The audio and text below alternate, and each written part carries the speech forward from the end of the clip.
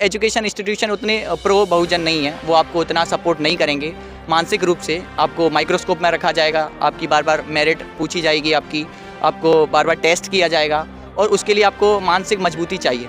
तो मैं चाहता हूँ हमारा हर बहुजन बच्चा मानसिक रूप से मजबूत हो, क्या वो उनके जो अपोजिट जो ने अपनी राजनीति में तो उनको यूज़ किया है बाबा साहब को, लेकिन उनके जो विचार थे उनको आगे बढ़ाने को पीछे हट रहे हैं। वो उनको एक राजनीतिक तौर पर तो यूज़ करा जा रहा है, बहुत अच्छी तरह यूज़ करा जा रहा है, केवल वोट बैंक के लिए, दलितों के लिए।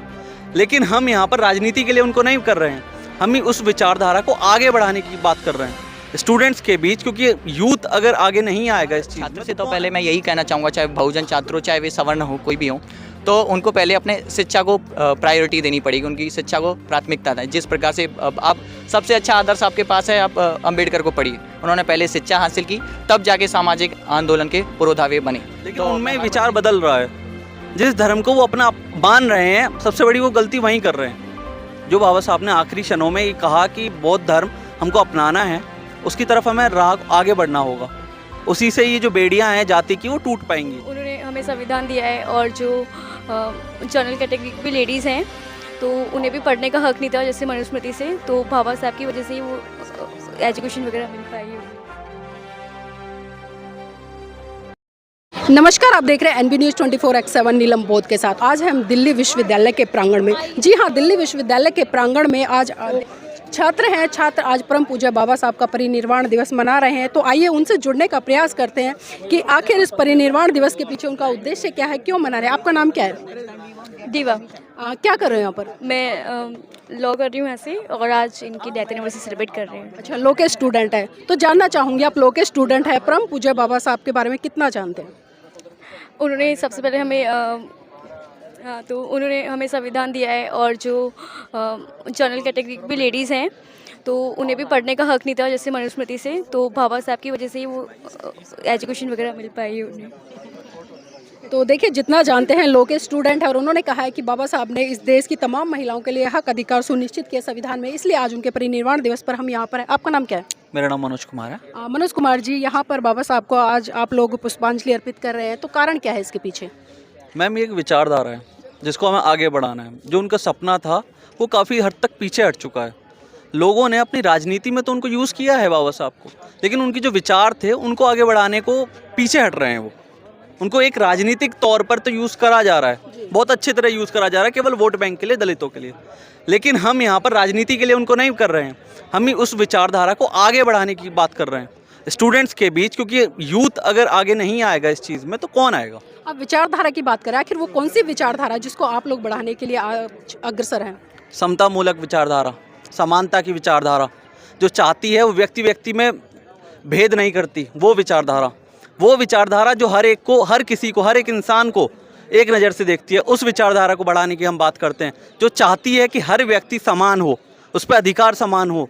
ऐसा नहीं है कि मैं अगर कोख से जन्मा ब्राह्मण हूँ तो मेरा ही पढ़ाई का अधिकार है, नहीं, मैं चाहूँगा कि हर व्यक्ति पढ़ सके, ऐसी वो विचारधारा है। मतलब जो व्यक्ति योग्य है, जिसको जो काम आता है उसको वो करना चाहिए, उसी आधार पर वर्गीकरण होना चाहिए। बिल्कुल, मैं ये नहीं चाहता कि जो जात से पैदा हुआ है वो वही काम करे, नहीं, जो वो चाहता है वो करे। बाबा साहब ने यही कहा, समानता का जो अधिकार उसको मिल रहा है, वो चाहता है कि आगे बढ़े बच्चा।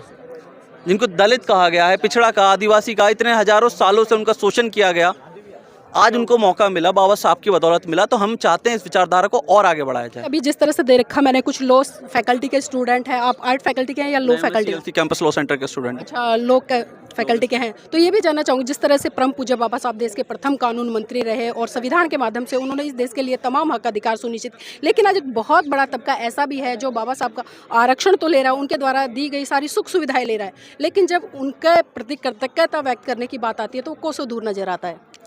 मैम, इसी वजह से हमारा समाज अब भी पीछे चल रहा है। जिस सपने की वो बात कर रहे हैं, बाबा साहब ने एक बात खुद कही थी कि मेरे पढ़े लिखे समाज ने मुझे धोखा दिया है, और वो धोखा आज भी बरकरार है। लेकिन हम इस चेतना को आगे बढ़ा रहे हैं, लोगों को जागरूक कर रहे हैं। अगर वो हमसे डायरेक्टली नहीं जुड़ पा रहे, इनडायरेक्टली जुड़ रहे हैं, लेकिन उनमें विचार बदल रहा है। जिस धर्म को वो अपना मान रहे हैं, सबसे बड़ी वो गलती वहीं कर रहे हैं। जो बाबा साहब ने आखिरी क्षणों में ये कहा कि बौद्ध धर्म हमको अपनाना है, उसकी तरफ हमें राह आगे बढ़ना होगा, उसी से ये जो बेड़ियां हैं जाति की वो टूट पाएंगी। लेकिन उनको कुछ एक विचार है जो डरा के उनको रोके रखा है कि वहाँ पर ही रहो। एक बात और जानना चाहूँगी, जितने भी ये स्टूडेंट्स आपके साथ में खड़े हैं, क्या ये सारे बहुजन आइडियोलॉजी से आते हैं और बहुजन विचारधारा से आते हैं? बिल्कुल। तो बाकी स्टूडेंट्स क्यों नहीं आए हैं आज डॉक्टर अंबेडकर को पुष्पांजलि अर्पित करने? ये बहुत बड़ा सवाल है। मैम आए तो काफ़ी स्टूडेंट्स थे, बट बीच में ना LC1 की कुछ क्लासेस होती हैं, उस वजह से वो धीरे धीरे जाते गए। मतलब जनरल स्टूडेंट भी थे? बिल्कुल। काफ़ी हर विचारधारा का स्टूडेंट हमसे जुड़ता है, क्योंकि हम कैंपस में रहते हैं, हम हर किसी से बात करते हैं। और बहुत लोग ऐसे हैं, ज़रूरी नहीं है कि अगर कास्ट अलग है तो उनकी विचारधारा अलग होगी, नहीं ऐसा नहीं है। उनकी विचारधारा हमारी जैसी हो सकती है, हमको हर किसी को जोड़ना है और वही हम करने में लगे पड़े हैं। मतलब मानवतावादी दृष्टिकोण रखते हुए सबको एक साथ लेकर चलना है। आपका नाम क्या है? मेरा नाम जतिन है।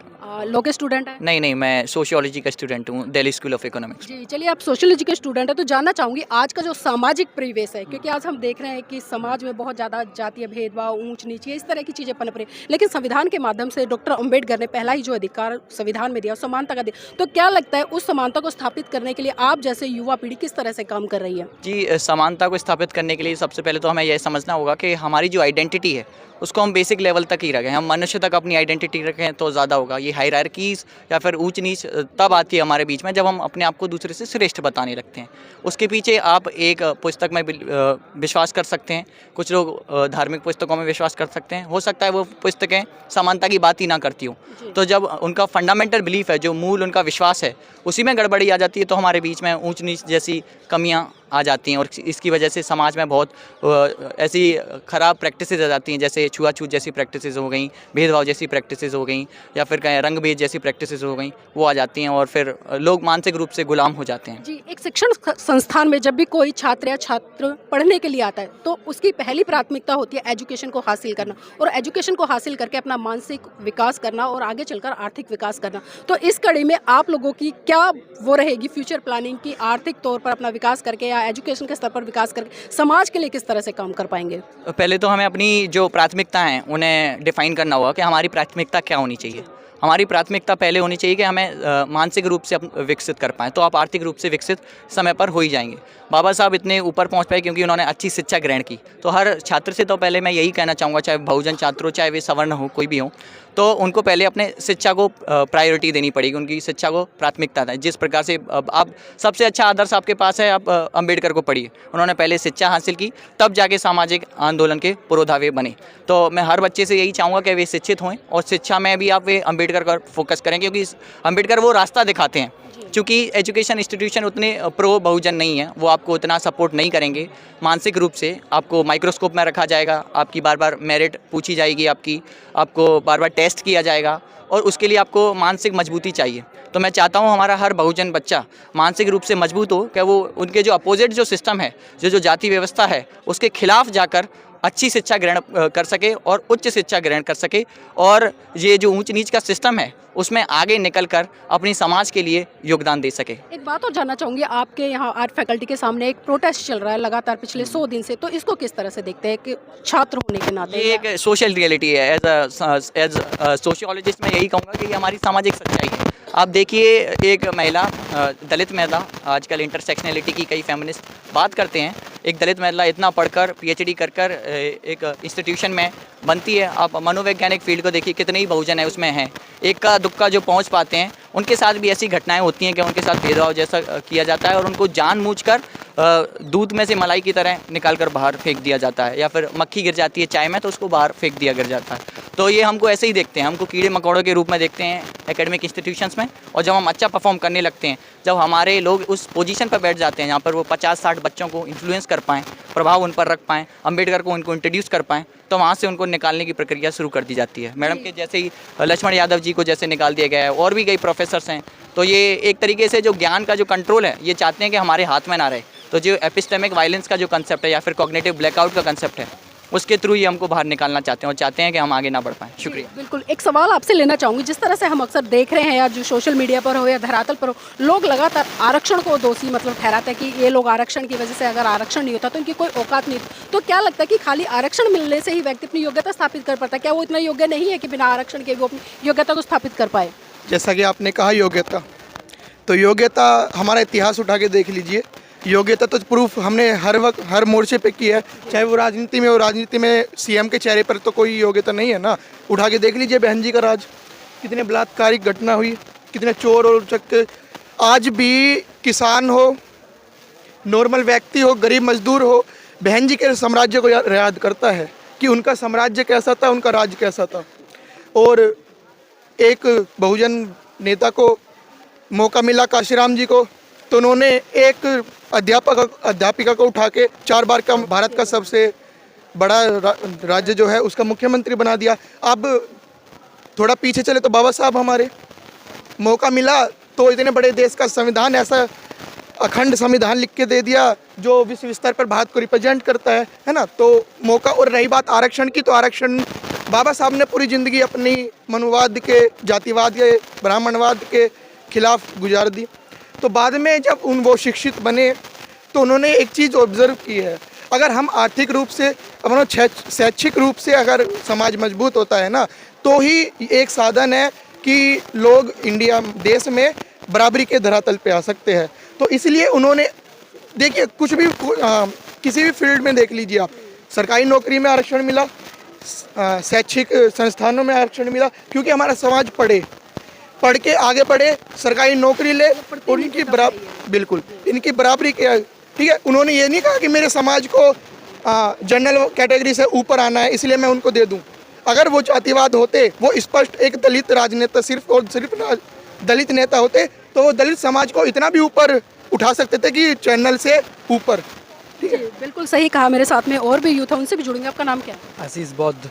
आशीष बौद्ध जी लॉ के स्टूडेंट है, आर्ट फैकल्टी से? मैं लॉ का स्टूडेंट हूँ। अच्छा, लॉ के स्टूडेंट। तो जानना चाहूँगी, जिस तरह से डॉक्टर अंबेडकर ने इस देश का संविधान लिखा और देश के संविधान में तमाम वो हक अधिकार सुनिश्चित किए, चाहे वो महिला है, पुरुष है, गरीब है, पिछड़ा है, शोषित है, दलित है, कोई भी है, उसको इक्वल लाकर खड़ा कर दिया। लेकिन आज वर्तमान की अगर हम बात करें, आज एजुकेशन फील्ड में भी हमें इस तरह की घटनाएं देखने को मिल रही है जहाँ पर कहीं ना कहीं जातिवाद का शिकार आज के छात्रों को और छात्राओं को होना पड़ रहा है। तो क्या लगता है कि वो संविधान आज काम कर रहा है या फिर वो लोग ज़्यादा हावी है जो दूषित मानसिकता के हैं? देखिए, मैं ये कहना चाहूँगा कि बाबा साहब इस बात को खुद कहते थे कि संविधान कितना ही महान क्यों ना हो, जब तक इसको इम्प्लीमेंट करने वाले लोग सही नहीं होंगे तब तक हमें उसका बेनिफिट नहीं मिलेगा। तो इसके लिए मैं समझता हूँ कि जो भारत का एग्जीक्यूटिव्स है, जिसका हेड प्रेसिडेंट, फिर प्राइम मिनिस्टर और काउंसिल ऑफ मिनिस्टर्स हैं, जब तक वो सही नहीं होंगे तब तक संविधान हम प्रॉपर इम्प्लीमेंट नहीं कर पाएंगे। और तब तक आपने जैसे बताया कि अभी भी समानता नहीं है हमारे लोगों में, अभी भी उनको इक्वल ट्रीट नहीं किया जा रहा है, तो इसी वजह से उन्हें इक्वल ट्रीट नहीं किया जा रहा है। जी, अगर आज के वर्तमान में बहुत सारी चीज़ें ऐसी घट रही है जब यूथ को सामाजिकता का पाठ ना पढ़ाकर बल्कि सांप्रदायिकता का पाठ पढ़ाया जा रहा है और ये चीज़ें आजकल इंस्टीट्यूट में भी हो रही, तो क्या लगता है ऐसे समय में बच्चा सांप्रदायिकता से बाहर निकलकर एजुकेशन की तरफ बढ़ पाएगा? देखिए, ये हमारे लोगों को समझना होगा। इसीलिए मैं समझता हूँ कि हमारे लोगों को बाबा साहब और हमारे जितने भी बहुजन महापुरुष हैं उनको पढ़ना होगा। और अगर हमारे स्टूडेंट्स, हमारे समाज के लोग अगर हमारे महापुरुषों को पढ़ते हैं तो इन सभी जो भी षड्यंत्र किए जा रहे हैं हमारे लोगों पर, उनसे हम अवेयर होकर आगे हमारे जो सही हमारा पर्पज़ है उस पर आगे बढ़ पाएंगे। जी, बहुत बहुत धन्यवाद हमारे साथ जुड़ने के लिए। तो देखिए, ये थे तमाम स्टूडेंट्स हमारे साथ में, कुछ आर्ट फैकल्टी से थे, कुछ लॉ फैकल्टी से थे, जो कि यहाँ पर दिल्ली यूनिवर्सिटी के प्रांगण में परम पूज्य बाबा साहब का परिनिर्वाण दिवस पर उनको आदरांजलि देने का काम कर रहे थे। और हमने कई चीज़ों को लेकर इनसे चर्चा की। तो वास्तव में आज कहीं ना कहीं आज का जो यूथ है वो जागरूक हो रहा है, अपने हक अधिकारों को समझ रहा है और खुलकर स्वतंत्र तरीके से अपनी बात को भी रख रहा है, बिना भय के, बिना डर के कि आगे क्या होगा क्या नहीं होगा। लेकिन संविधान ही एक ऐसी ताकत है जो परम पूज्य बाबा साहब ने इनको देकर उसमें स्वतंत्र रूप से अपनी अभिव्यक्ति की आज़ादी को इतना मजबूत कर दिया है कि आज हर युवा बढ़ चढ़कर हर मिशन मूवमेंट में या हर आंदोलन में भागीदारी सुनिश्चित कर रहा है और अपनी एजुकेशन को आगे बढ़ाने के लिए कार्य कर रहा है।